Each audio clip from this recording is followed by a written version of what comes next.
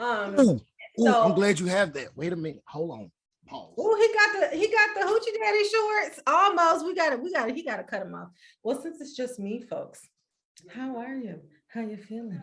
How you doing? How you living? Wanted to introduce you to Sunny. Sunny is my Right, me and White Tiger. I got the black and white. I love Sunny. Oh, Tiger, my guy. Why? please bring them into the camera so that this is all about the black and white right now. Black and white tiger. Make sure he don't bite you. You gotta treat him right. You gotta get his face in the camera. How you gonna put his why you turn that head like it was actually gonna wait? That is so crazy. I can't with this tiger. Episode interracial relationships. Interracial relationships. Wow, that's interspecies relationships.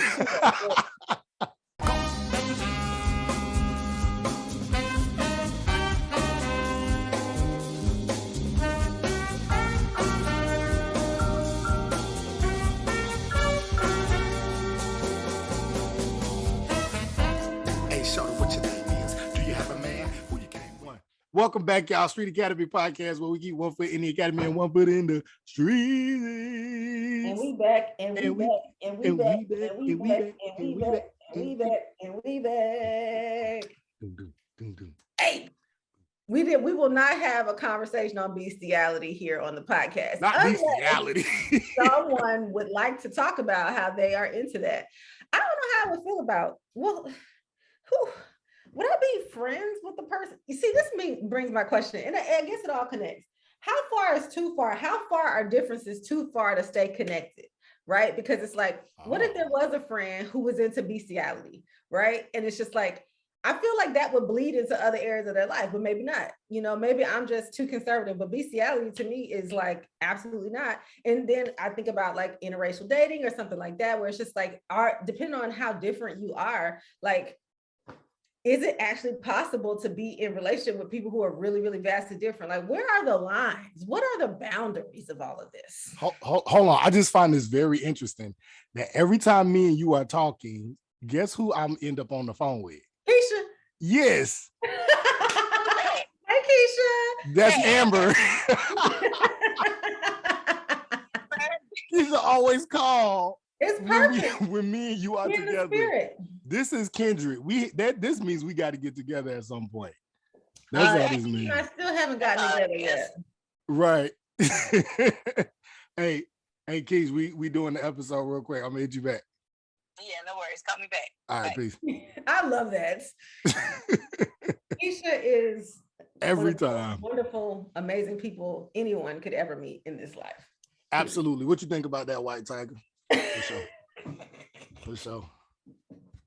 Okay, so we're talking about differences and having friendships, relationships, connections, anything with people who are really different. What are the boundaries? And what are the boundaries of connection? What are the boundaries when it comes to relationships? So talk about bestiality. That's one thing. Like, could I actually connect with a person who is into this? Like, if we're friends and they and they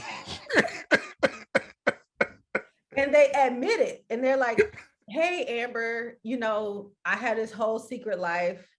I'm into horses, or I'm into like dogs, and they like to have sex with their dogs.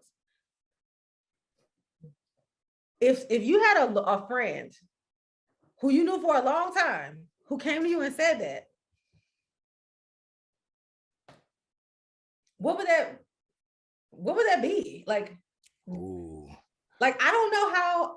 I'm trying to think of like a close friend who would be like, hey, I'm into it. Let's just do each other. Okay. If it was you who came to me, and if it was me who came to you, if John, you came to me and said, Amber, you know, ew, John, you know, a little too good.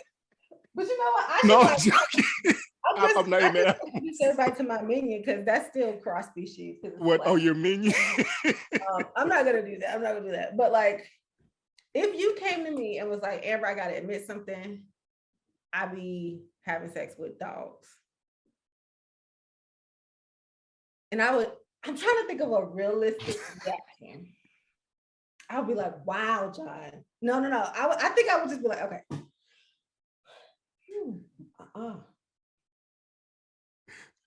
You put the poker face on. I think I would put the poker face on. I think I would do the poker face like.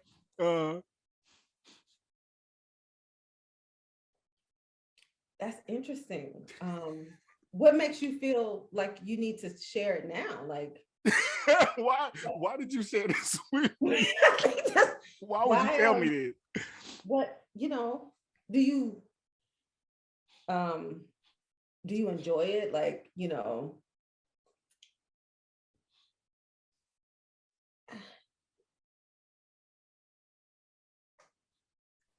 okay. I don't know. I'm being quiet because this is interesting. Well, I'm trying to think. I would be like, wow. Well, no, I would try my best not to say wow. I'd be like,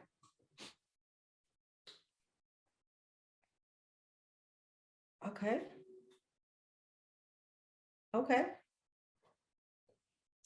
So is this something you want to continue?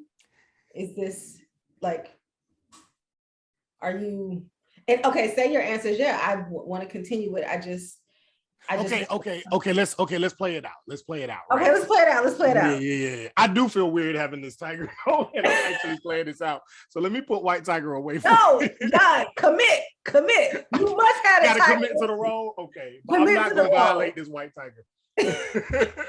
You need to stroke it. No, hell no. You gotta go like, I'm not doing this. Hell no. Okay. This is my dog. This is my nigga. Let's see how open-minded I really am. Right. Let's go. Okay, John. Right, so I come to you. Hey, Amber, I told you I wanted to meet up with you just to like have a quick conversation. I know you probably thought we was gonna talk about Street Academy and everything, but it's something I actually got to tell you. I consider you a friend. You know what I'm saying? Like, we've been friends for a long time. You've been there through like some of my like the most key moments in my life, and I'm so grateful for you. I'm grateful for our friendship, and I want it to continue, but I also want you to know all of me, right? I want you to like know more about who I am, and I feel like our friendship has kind of been inhibited because I haven't been completely honest with you in terms of who I am. And I first want to know if you're ready for this conversation, if you're in a space to hear what I have to say. I think I am right now. I'm open. I think I'm in a good place. Yeah. Okay. All right. Oh, this is hard because I actually haven't never told anybody this before. You're like the first person. Wow. Okay. Yeah. Oh, that was really meaningful. Wow. Okay. Yeah. You're like the first person I've ever told this to. So.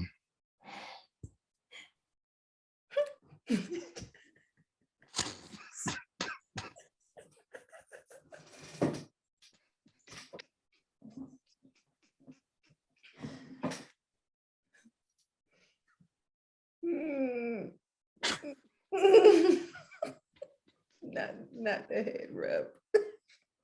Okay. Okay. So, I like anybody enjoy, but like most people enjoy sex and sexual encounters, but I kind of have a fetish a little bit that's kind of non-traditional. And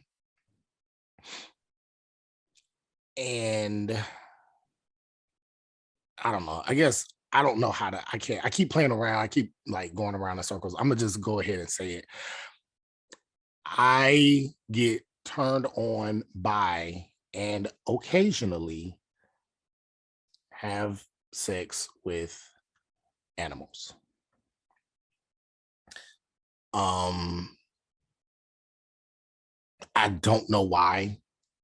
I don't know. I'm looking to like try to get checked. I'm looking to try to see what this is all about. I don't know if it's natural or normal. I just I know it's weird. And I can understand if you don't want to be my friend. I can understand if you don't want to be around me. This is just something I've been dealing with for a long time. And it's just I'm wanting to more walk in my truth. And so I had to say it out loud. And I actually feel better even just saying it out loud now.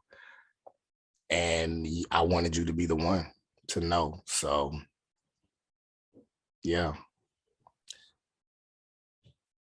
Yeah. How do you feel? What do you think? Well, I know it takes a lot of courage to admit that, especially in a society where that a lot of people might not accept that. So first, just you're very brave for sharing it. And I really appreciate that you trust me with this information and that you're at a place where you want to share and you want to be more free.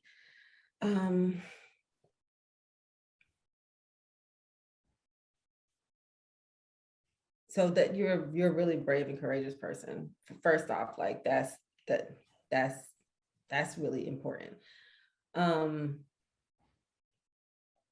Do you like what are your feelings about it? I guess you were saying that you didn't want to. Are you saying that you didn't want to continue, or you just wanted to connect with other people to kind of figure it out, or like you're just like you want to be free in it, or are you trying to understand yourself more? Like, I guess where are you now with regards to it, and what makes you want to share it now? Well, I want to share it for two reasons. Number one, because we're friends and I want you to know who I am. I want you to have a full understanding of the person who you are in contact with, who you're friends with, who you have a podcast with. Like, I want you to know all these things about me. In addition to that, I just want to be free. I don't know if I want to stop. I don't know if I can stop. I'm not sure, and I'm not expecting you to medicalize me or, provide me with any type of prescription or, anything like that. I don't know if I can stop. I just want to feel free in this identity and just say that I'm a bestiality.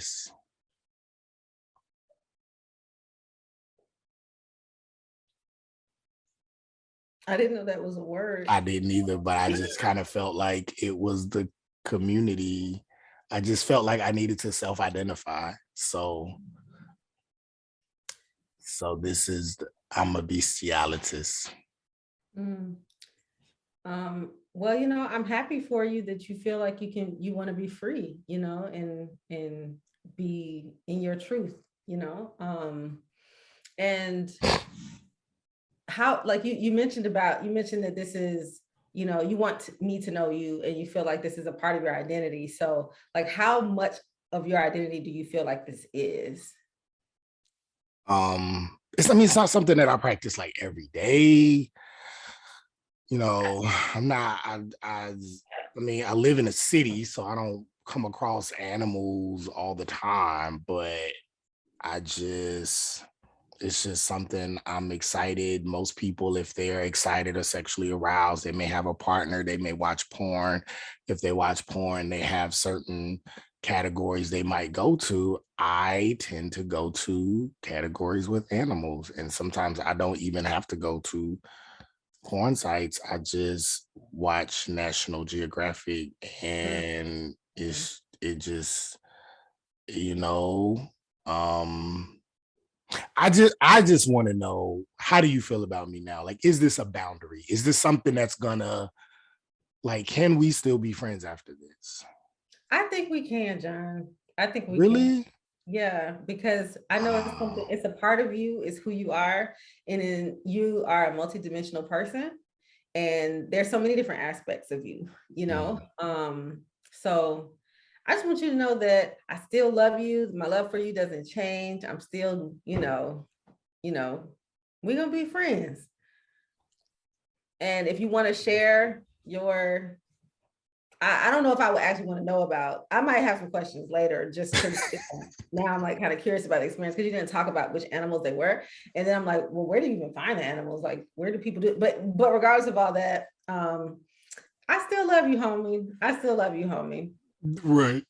Yeah. Thank you. Thank And you. And all right. All right, this is weird. And Get this Tiger away Come on, from you get that a little too good. Do you have something you need to tell me? That Is this was something weird. you need to tell me? Because exquisite performance. Look, shout out to M. Canania. Shout out to Oakland. Oscar winning, They John. taught me Oscar well. winning. Okay, I'm actually surprised. You did good. You did that so good. I really had to like process my feelings. And honestly, I think I could accept my friend. I don't know. It's because of our long, like, it was really important that you started off with saying, like, we've been knowing each other for a minute. And that's why I set it up that way. So the fact that we've known each other for so long, it's like, he been my homie. You know? So I do feel like it would be different if it was somebody who I had just met. Okay. I don't know, because I just would be like, it's, to me at that point, I don't know them enough to like understand everything that world comes with. Right. And I say that only because it's like, I just don't know them. Right. But it's like, I know you, I trust you. There's a depth of relationship where I think I have a grasp of your identity a little bit more. So if that's a part of it, it's like, wow, you've really been like, that's something you've been hiding for a long time. If I just met a person, like say, and we've been friends for like 2 months or something, or we've been connecting more for like 2 months and they said that, I think I'd just be like, I don't know them enough, especially if they were on some like, if they were on some like, okay, well, I trust you to tell you this. I'm like, I think don't really, it would really just have to, I feel like it would have to be case by case. And yet I could say pretty clearly, if it's a long-term friend, I think I would be a whole lot more accepting of something that is typically not socially acceptable than if it would be somebody new. However, that does make me think about if with a long-time friend, what would have to be the thing that I'd be like, no. I think it would have to be if you was like a pimp or something, or if you were a pedophile. That's what I was getting ready. I was getting ready to go there. Go ahead. and if you were an unapologetic pedophile. Got you. I think it'd be different if you were like, I did this and I'm sorry and I've been struggling and I don't want to do it. I still would be like, the fuck. However, if you were struggling, I feel like part of the reason why people get into sexual deviance and crimes and stuff like that is because they don't have support and they don't have friends who they can trust and talk to them.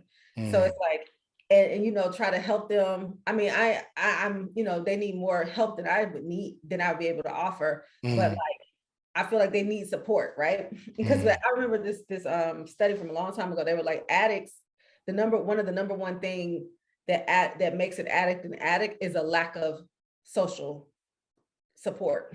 So it's like, okay, if I'm really down with them, if they're doing something like that, or like if they're a drug addict, or if they are, you know, dealing with kids in a way where they have a child porn addiction or something like that, I would try to like still be down. But if they're in it where it's like you just in it, you on a project and you trying to justify, like, you know, children, you know, they have some philosophy about messing with kids, which some people do, like like that organization for the what was it, NANA or something, like, what is it? The National Association for Man Boy Love. NAMBLA. Oh, I've heard of that. Yeah. So I'm like, if you want some stuff like that, it's like, nah, bro, not at all. I don't think I could do. I would just be like, nah, John, I'm sorry. Like, I'm thanking you that you are like, thank you for sharing that, but I can't get with that. That would be a boundary. Or if you were a pimp. So and I was thinking, because I was actually shooting a episode with my aunt, and we were talking about Tiffany Haddish and Ari Spears. And I haven't seen like exactly what they did. I heard about the news and stuff, but I don't know exactly what it was. Yeah, they well, so to make a long story short, Tiffany Haddish and Ari Spears, when they were coming up in comedy, were doing a skit. And in the skit, the skit was about child molestation and pedophilia. And they were trying to make light of this situation, and they used an actual kid and I didn't see the video, but my aunt did, and we were talking about it on the episode. And how she explained it to me was, Tiffany Haddish played the actual kid's mom, and she was pretending like she was leaving to go somewhere. And Aries Spears is like this uncle, and he's like reading the newspaper, and then he kind of like is watching the kid play on the floor, and then he like comes back and reads it. Like, it's really creepy, right? And then there's another, like, they cut to another scene where the kid is in his underwear, but they don't show the kid like full body. They like cover up the box, like with the box or something. They like cover up his like lower area, but you can see that he has nothing but underwear on, and he has like his shirt is off, and Aries Spears is pretending to like talk to him and stuff, and then he like falls in, like he's watching him in the bathtub, and then he like falls into the bathtub. There's another scene where he's like oiling the kid down, and then like the last scene, it like switches. So the last scene shows, I guess, how the person who's molested, the little boy who's molested, becomes attracted to Aries Spears. So then Aries Spears is doing something, and the little boy is reading the newspaper, and then he looks down at Aries, and then like puts it back up, and it cuts off. And it's like, what? No. So it was super, like, from what my aunt was explaining to me, it was like, it wasn't a PSA. It wasn't like you were bringing awareness. It was just straight inappropriate. It wasn't even funny. It was just inappropriate. And so, we were talking about that and some other things, but I guess my question, because when we were, doing the whole layout or whatever, the bestiality, and the way I set it up, I wanted to put that friendship thing in there, hard, because that kind of makes somebody say, well, maybe I can understand. But what if you had a friend who said they've never done anything with the child, they've never acted on it, but they are attracted to children, right? And I know for me, that's a soft spot. I don't play with that. And as I was thinking about it, I was like, I don't know if I could be understanding, even if you're attracted to children. And it could be something you're struggling with. I have heard of, people who wanted to kill themselves because of that attraction that they've never acted on. They don't think it's right, but that's just something that they're trying to get help, but it's hard. And that's something that's a little bit more difficult for me to like be able to look past, even if you're not acting on it, even if it's wrong. I'm like, listen, I'll pray for you. I really hope you get help, not just for you, but for any potential child out there. I really hope you get help. I may have to just create boundaries. I don't know if I could be okay with that. Can you? Like, for me, it's if they are actively trying to work on it.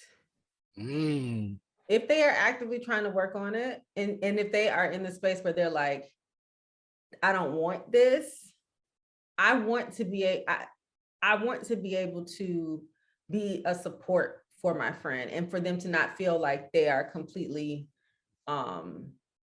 like isolated. Because when people do have to get forced into isolation, or if they're ostracized from their communities, they will double down on that bad behavior. Right. And then that could affect other people. That's a good point. And so I don't want them to be socially isolated. I feel like, especially after they tell me and they're honest about it, and they're working on it. If they recognize, like, I don't want this, it will be hard. And if I had children, there would be boundaries. There would be absolute boundaries. Like, I don't feel comfortable with that, or like, we just got to talk about that, or like, how do you want me to keep you accountable? Because you need to be held accountable for that, because that can have a lot of consequences. And sure. I will not aid you in creating and traumatizing a child. Right. I will not.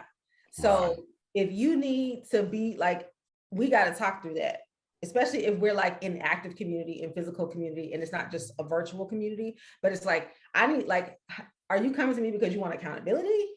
Or are you coming to me to just kind of share and you're trying to get my understanding about your philosophy of sex with children? If it's the latter, if it is the latter, if you feel like it's okay in any way, no. Got you. That would, and honestly, that social isolation that would come from that, I think I would feel bad about it, but that reasoning, I don't think I could not manage that. Gotcha. And I would feel like I would need to report their ass. I'm not even playing. Like, if you're like, yeah, I do this and I want to keep doing it and I want to have sex with kids. I'm calling the police. I'm like, ASAP. Somebody need to put a radar for this because I don't have. Yeah, I'm recording you and I'm calling the police. Honestly, I have zero time. I will say I have zero tolerance for things related to children and harming children. Yeah. And I would I don't fucking care. I'm sorry. Like, it's just like, so wait, I would just have to get an understanding. Like, so are you like seeking out children? Like, what are you doing? Like, you got nieces, nephews? Like, what the, like, I'm gonna have to, I don't know what I would do. I don't know what my next step would be, but it would not be necessarily in that supportive role. Got you. So if they were actually okay with acting on it and they're like, we believe that we should have an organization that supports us, then you're like, okay, no. But if they're saying, I know it's wrong, I don't want to do it, you know, I wish I didn't have these feelings, but I do, you would be like, okay, how can I be of help to you? So you would be, okay, got you. What about you? Yeah, no, like, yeah, I think you're a little further than I am.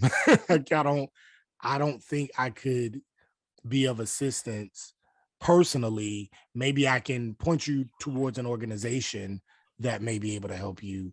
We cannot, I don't think I can look past that in terms of being close friends. You know what I'm saying? So, you know, just talking about me and you, if you were to tell me that after however long I've known you and we've been cool, it doesn't mean I won't ever talk to you again, but we probably won't be as cool. You know what I'm saying? So yeah, maybe you might be a little bit more progressive than me on that. Well, I don't want to call it progressive. I wouldn't even call it progressive. You know I would what just I'm be saying? like, we're different in that way. I guess because like people really be out here struggling, you know? Yeah, that's true. And I want, like, if it's a long-term friend, like everybody got all kinds of different things that they struggle with. Yeah, for sure.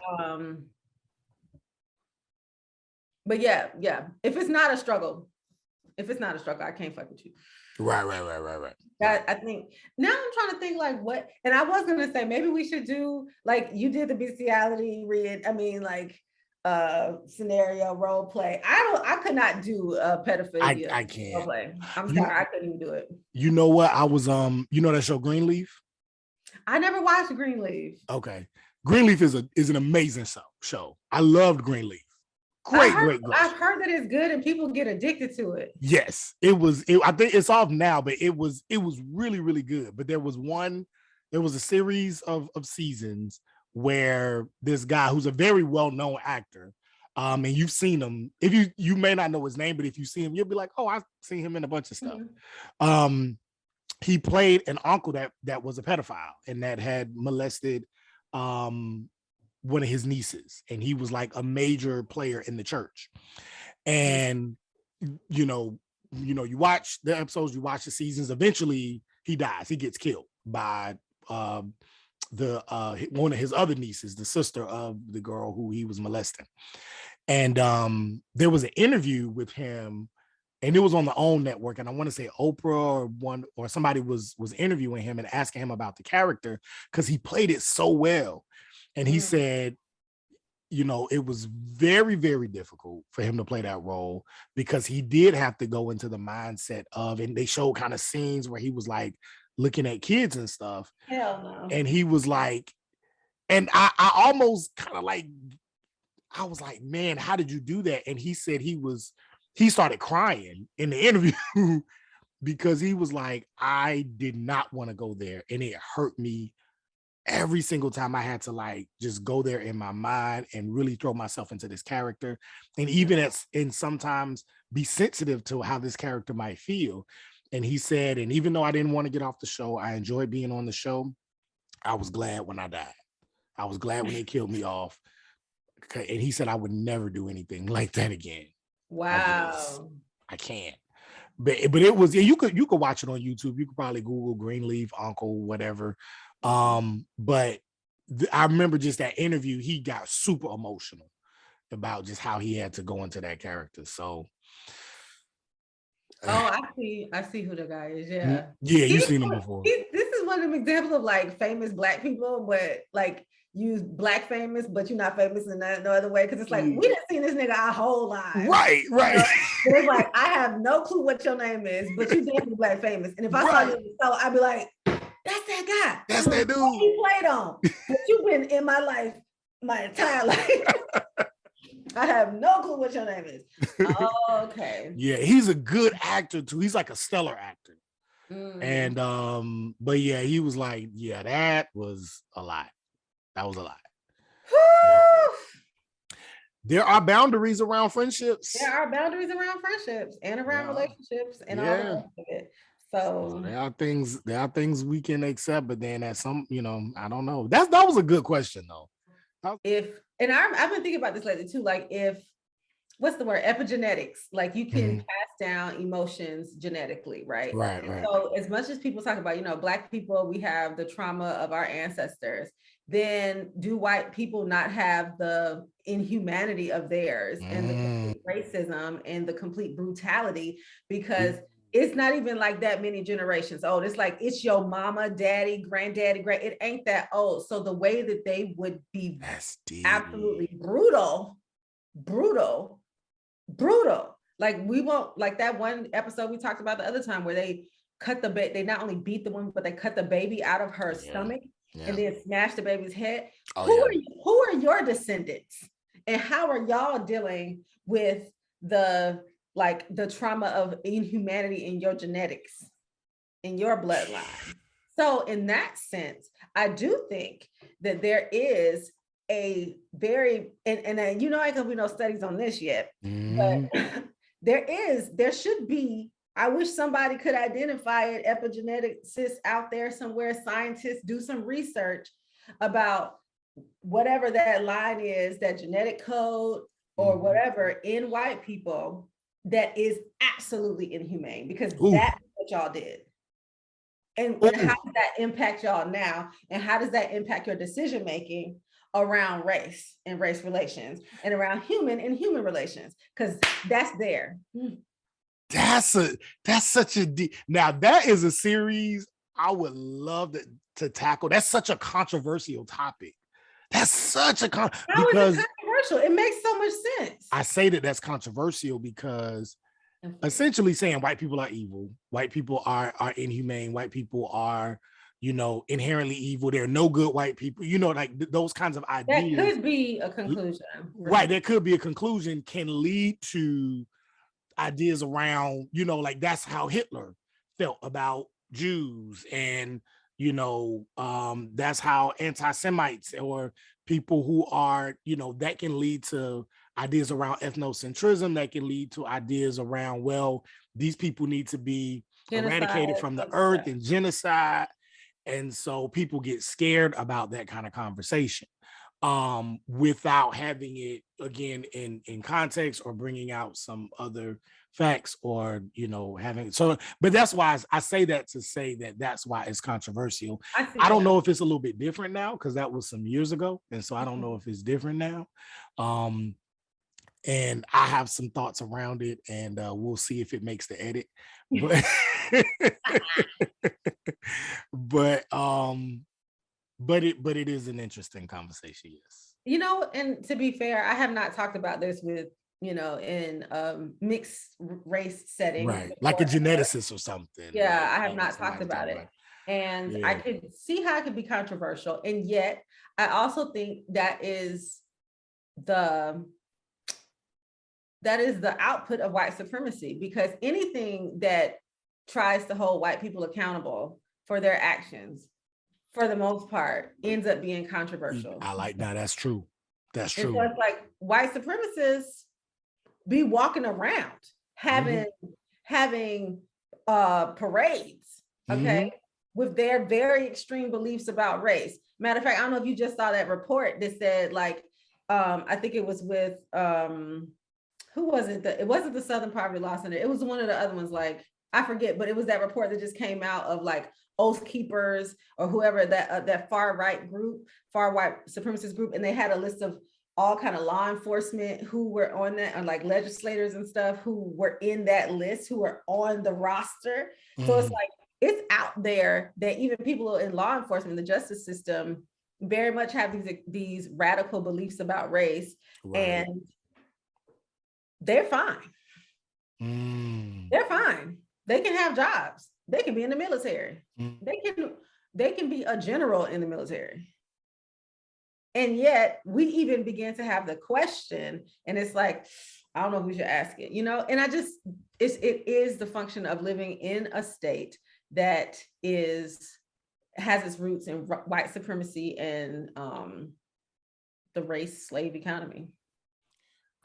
It goes back to the question Malcolm asked, or he says, you can't ask the sheep why he doesn't like the wolf. Speaking of which, this is so funny that I just said that, because I'm looking at this picture as I'm saying this. Wow. I'm looking at this picture as I'm saying this now. Wow. But he asked this question, or he says you can't ask the sheep why he dislikes or why he hates the wolf. You can't ask someone who is oppressed why they hate or why they are trying to make sense of the evil of their oppressor. So when I remember, and I would have, in teaching white students, it was one particular university I taught at, and they kind of asked that question, and I gave them a similar response. If you have a black person who hates a white person, or a black people who hate white people, that is not the same as white people hating black people, because the reason why there might be a hatred there is because of my knees ashy, is because of what's been done to them. Yeah. And so they're trying to make sense of this perpetual trauma that has been going on for centuries. And if they come to the conclusion that all y'all motherfuckers is evil, that's the conclusion they're coming to, because they're trying to process. And that can be a natural process for the oppressed. They're making sense of what you've done to them. So you can't be mad if they come to the conclusion that y'all motherfuckers is evil. So I think about that, and I liken that, and it always, fares better when you liken it to gender, because then, but if a white woman who has dealt with sexism, or a woman in general who's dealt with sexism, or even has dealt with, very, very egregious forms of sexism, like, race, rape, or molestation, or any type of sexual misconduct. And as she's trying to make sense of a man or men doing this to her, comes to the conclusion that men are just evil. I can't stand men. I hate men. What do I look like as a man to be like, well, you can't say that because all of us are not like that, and blah, blah, blah. And I would never do that. No, this was done to you and it was wrong. And it's been done to you and it's been done to women for so long. If that's the way in which you process, my sister, do it. And I'm not hurt by it, because as a person who is trying to make sense of their own oppression, I can understand why you would come to that conclusion. Especially since there is a plethora of evidence of it still occurring. I think that's right too. Right. It's not just the past, it's very much present. So based on information that I have today, this is the conclusion that I come to.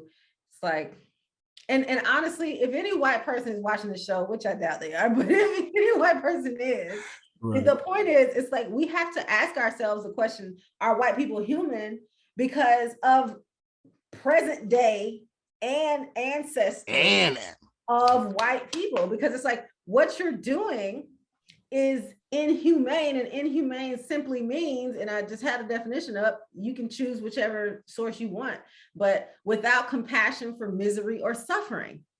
So when you can, that is what inhumane means, without compassion for misery or suffering. So if you are a descendant of people who enslaved other people, beat them into submission, killed them when they did not submit, or when they did submit, you are a part of a whole, you and your loved ones would go to, town centers and town squares to watch Black people get hanged on trees. And not only that, you all would keep artifacts from those things. You would take pictures, and you have those limbs. We know about it. The limbs of people, the hair of people, a hair of Black people, postcards of Black people who have been killed in your coffers. We know they're there. If you don't describe that as not being compassionate, or if you don't describe that as suffering, that is inhumane. So we have to ask the question, if a person is doing inhumane things, are they human? Because a human, we would think, would be able to have compassion for another human being. We would think so, even just a little bit. But if we can't see, if we, like, on the outside, it takes a lot of squinting to try to understand why this person cannot be compassionate, or that compassion is not justified in this instance. Then yeah, I have the right to ask whether or not you're human. Wow. I have the right to ask that. That's deep. And perhaps it's a figurative question, yet I have to ask it. I gotta ask Why it. wouldn't I ask it? That's deep. What would make me not ask that question? And if anything, instead of asking us why are we asking that question, ask yourself, what has been done to these people to make them come to this conclusion? Right. Or even not even come to the conclusion, what has been done to these people to make them even feel that they need to ask the question? Exactly. You see what I'm saying? I remember I was doing, I had to write a paper in grad school about religion in West Africa. And one of the things I found was that there was a group in West Africa that believed in like the gods and believed in the universe and had these kind of spiritual understanding, but they didn't believe in the devil. They believed that people did bad things, but they didn't believe that there was an ultimate evil. And part of the reason why was because they would see people around them, or maybe even in their village, do bad things, but nothing to the extent to which they would believe that there was an ultimate evil. And once Europeans came and enslaved them and did all that, it actually changed their whole theology. And they started to believe in the devil for the first time because of what white people were doing to them. Woo! And that was the first time they ever created a concept of the devil because of their interaction with white people. That's deep. And I remember my professor was like, yo, this is crazy. This is wild. And I can't remember. I might still have that paper somewhere. It was a long time ago when I wrote it. But now thinking about it, I'm like, if this group never believed in the devil until they saw white people and saw what they were doing to them, why do you think Malcolm X would come to that conclusion? Or why do you think Elijah Muhammad would come to the conclusion and, have this discourse of the blue-eyed devil? Because like we're trying to understand we're trying to understand, like you said, the inhumanity of these people. What are they doing? But like, what doesn't process is a human doing these things. Right, to another human. To another human being. And that's another piece, because it's like white people process it by saying, oh, well, they're not human. Exactly. Black people are saying, well, y'all supposed to be human, and I know I'm human. So why would you do this to another human? So one of us ain't human. Exactly. So it's like they want to say, oh, well, you're less than human. Okay, so then if we're not human, then are you superhuman? Because I thought we were the same people, but the only way we're not human is if you have another definition of human, and the only way you have another definition of human is if you're not one of them. because, and I say that because it's like everybody else agreed that we humans. So are you coming from another planet? And so therefore you're like, okay, we're trying to act like the humans. We're trying to be the humans. And so this is our version of humanity. And so in order for us to be able to treat these other people like they don't equal to us, then we have to say that they're not human.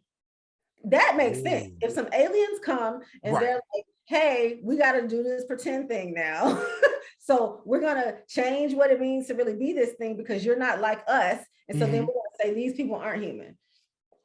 That's it don't work. No, like what other way does it work? Right. What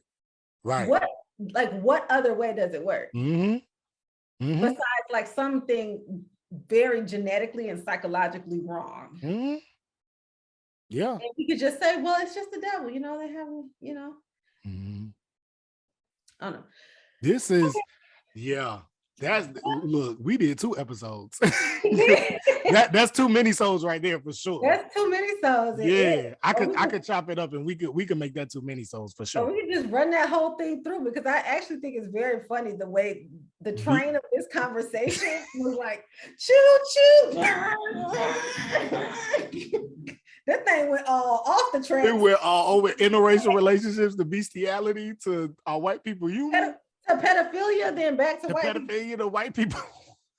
This train went off the tracks. But at the same time, it had the same conductors. So you know what? I think it still had a destination. We just, we got there some other way.